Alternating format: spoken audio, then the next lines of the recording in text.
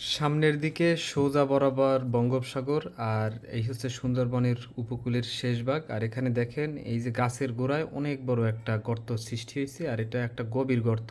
আর সেই গর্তে কিন্তু আমরা মাছ ঠেকলাম। তো এখন দেখি এখান থেকে আমরা কি মাছ পাই। তো মনির ভাই পানির নিচে ডুব দিল, কারণ সে একটা মাছ এই জায়গায় ঠেকছে। এখন সেটা কি মাছ সেটাই হচ্ছে বিষয়, অপেক্ষার পালা। তো শেষমেশ দেখেন এই যে মনির ভাই ধরে ফেললো, এটা হচ্ছে একটা বেলে মাছ, মোটামুটি বেশ বড় সাইজের। আমরা আঞ্চলিক ভাষায় এই মাছকে বলি বাইলে মাছ। তো এই মাছ আপনাদের অঞ্চলে কি নামে পরিচিত অবশ্যই একটু কমেন্ট করে জানাবেন। আর মাছগুলো খেতে কিন্তু খুবই সুস্বাদু হয়ে থাকে। এই বেলে মাছ বা বাইলে মাছ আসলে কাটা তেমন একটা থাকে না বললেই চলে, আর নরম মাছ, একদম সুস্বাদু খেতে খুবই।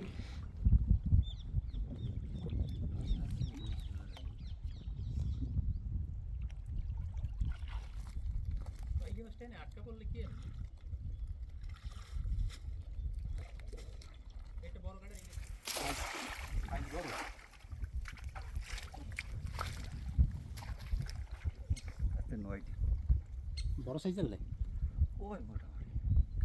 তো এই মাছগুলো মূলত নদীতেও পাওয়া যায়, সাগরেও পাওয়া যায়, আর পুকুরেও পাওয়া যায়, সব জায়গায় পাওয়া যায় এই মাছগুলো। তো বেলে মাছের পাশাপাশি আরও আমরা যেই মাছগুলো পাইছি সেটা হচ্ছে চিংড়ি মাছ, পার্শে মাছ। তো অন্যান্য মাছ ধরারও আমাদের চেষ্টা চলতেছে। তো বড় বড় গর্তে বড় বড় মাছই থাকে, কিন্তু সেই মাছগুলো আসলে চাইলেই ধরা যায় না, কারণ পানির নিচে প্রচুর পরিমাণে কাঁকড়া আছে। তো কাঁকড়া থাকার কারণে আসলে যে পানির নিচে হাতাইয়ে যে মাছগুলো আমরা ধরবো সেগুলো আমরা ধরতে পারি না। তো তারপরেও চেষ্টা চালে আমাদের সবসময় বড় বড় মাছগুলো ধরে আপনাদের দেখানোর জন্য।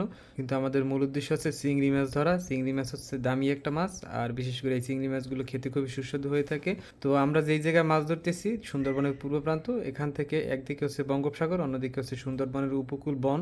তো এই জায়গায় মূলত মামার আনাগোনা একটু বেশিই থাকে, কারণ এটা হচ্ছে একটা ঠোঁটা বা তিন কোণার একটা দ্বীপ। এইসব জায়গায় একটু বেশি ঘোরাঘুরি করে, কারণ এইসব জায়গায় মানুষ গোপজালেও মাছ ধরে, যার কারণে দেখা গেছে যে এইসব জায়গায় একটু মামার আনাগোনা বেশিই থাকে সবসময়। তো তারপরেও আসলে দেখে শুনে মাছ ধরতে হয়। আর সেই সাথে এইসব জায়গায় আরেকটা বিষয় হচ্ছে কাইন মাগুর মাছ থাকে প্রচুর পরিমাণে, কারণ বড় বড় গর্ত থাকার কারণে এইসব জায়গায় কাইন মাগুর মাছও একটু বেশি পাওয়া যায়। তো যার কারণে আসলে এইসব জায়গায় দেখে শুনেই মাছ ধরতে হবে। তো তারপরেও আমরা আসলে মূলত জাকি জেল দিয়ে চিংড়ি মাছ ধরার চেষ্টা করতেছি। তো দেখাই আজকের আপনাদের আমরা কি মাছ ধরি আর কি কি মাছ পাই, সেটা অবশ্যই ভিডিও শেষের দিকে আপনাদের দেখাবো। তো সুন্দরবনের কোন ধরনের ভিডিও আপনারা দেখতে চান বা আপনাদের কোন ধরনের ভিডিওগুলো দেখতে ভালো লাগে সেটা অবশ্যই আমাদের কমেন্টস করে জানাবেন। সুন্দরবনের সব জায়গায় কিন্তু আমরা ঘুরে ঘুরে আপনাদের ভিডিও করে সবসময় দেখানোর চেষ্টা করি।